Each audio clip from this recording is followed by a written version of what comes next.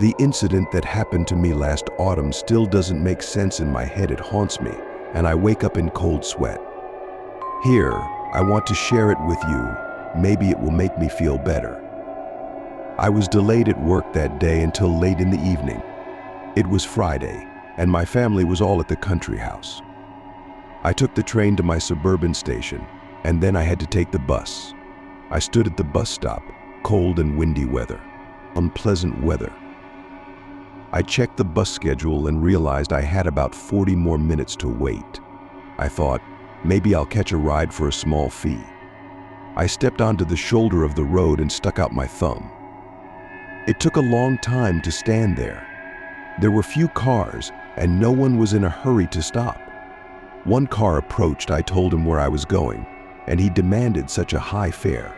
I refused, in short. I continued to stand there, hoping a fellow traveler would appear. An old maroon-colored Ford pulled up. I opened the door and looked into the car. It felt like sticking my head in a freezer. Well, I thought, this guy has air conditioning in his car. Why? It's already cold outside. He'd better turn on the heater. He slapped the front seat, smiled, and said nothing. I told him I needed to go to Lake Village. He replied, I won't get you all the way there, maybe a mile away, and then you'll have to walk if you can. And he smiled again, as if he had been waiting for a meeting with me all his life. And the man himself seemed creepy to me from the start.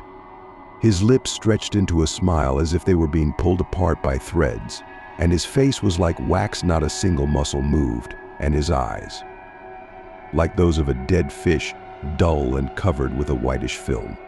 Drunk or high. I decided and started to retreat, backing up to close the car door. Then he leaned towards me and didn't let me close the door completely. Get in. I won't take your money. What are you scared of? I looked at his hand, and the fingers on his hand didn't move. It was like trying to push the car door with a mannequin's hand. The fingers were like stone in one position. Then the light from the street lamp illuminated his face brighter than the light bulb in the car cabin. The combination of his gaze, facial color, and the fallen hair on his head triggered an uncontrollable wave of fear in me.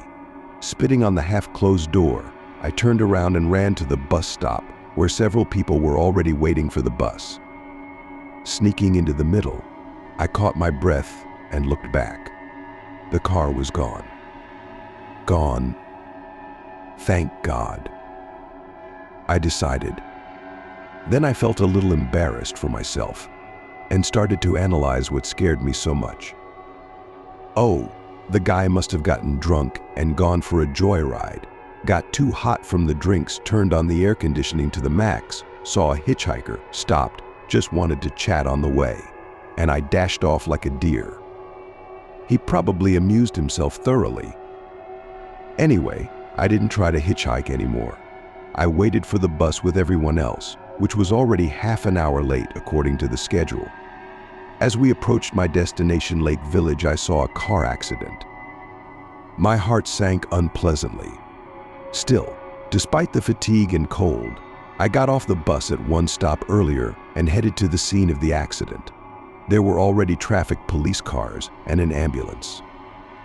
Getting closer, I realized I hadn't made a mistake. It was that same car, or rather, a pile of torn metal wrapped around a concrete pole. I asked the doctor about the driver's condition, and he waved his hand. Then he asked if I knew the deceased. Answering that I didn't, I walked towards my village. Everything that happened was running through my head. Remembering the cold in the car, I shivered. A thought flashed through my mind, an old Ford, where would he get air conditioning?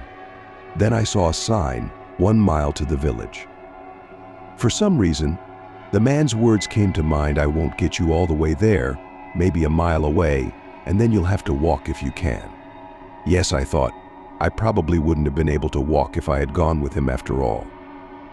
Maybe some 10th sense, trying to save me from death, painted in my brain both the whitish eyes and the unnatural features of the face and the wild cold in the car, frightening me to the core. I don't know. To this day, I still dream of that car and that man. as if we were driving together, laughing, and then suddenly I feel breathless and we fall into the abyss. And again I wake up in a cold sweat.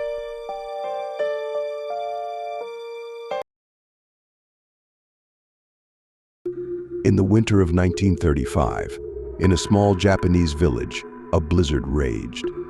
The cold wind howled through the windows, and the snow fell heavily on the roof of the house, where a family of 5 peacefully slept, unaware that a very strange visitor would soon come to visit them. As soon as midnight struck, they were awakened by a loud knock on the door. The father and mother got out of bed to open the door, while the children remained in their beds, wondering who could disturb them at such a late hour. When the father opened the door, he saw a stranger outside. The man was dressed in a long red cloak, holding a lantern, and his face was hidden in the shadow of the red hood. "Your relatives sent me to you," said the man in red.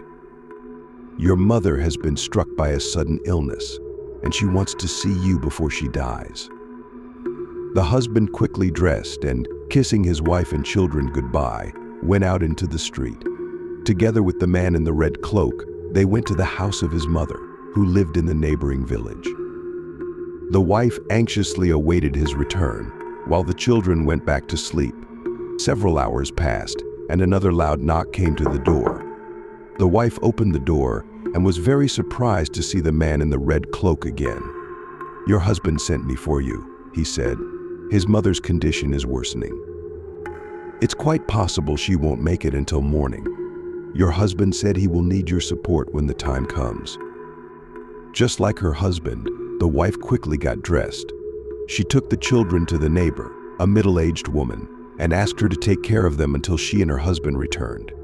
Having done so, she said goodbye to the children and followed the man in the red cloak. About an hour or two later, there was another loud knock on the neighbor's door. The man in red was waiting outside and asked to speak with the children.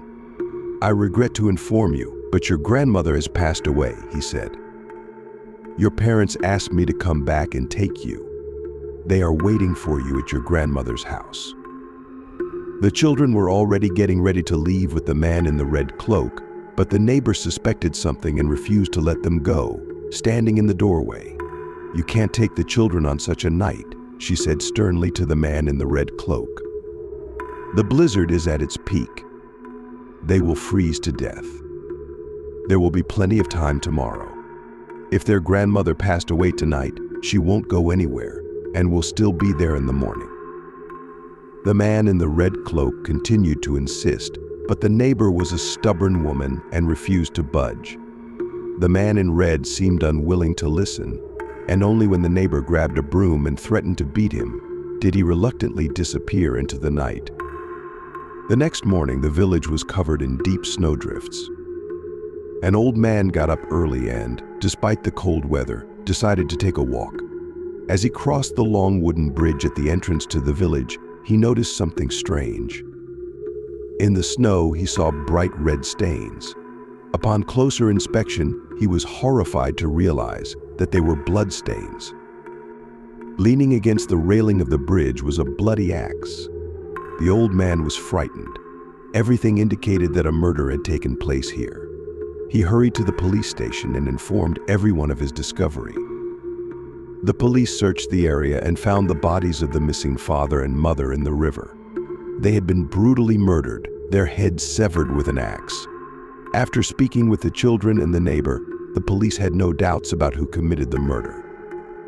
The mysterious man in the red cloak was the murderer, and it was quite obvious that he had tried to kill the children as well. If the neighbor hadn't intervened, that's exactly what would have happened. This incident became a major event at the time, shaking the residents of the small village. None of the villagers felt safe anymore. The police never managed to learn the name of the man in the red cloak, and the case remains unsolved to this day. No one could see his face that night, and the strange guest disappeared into the night as suddenly and mysteriously as he appeared.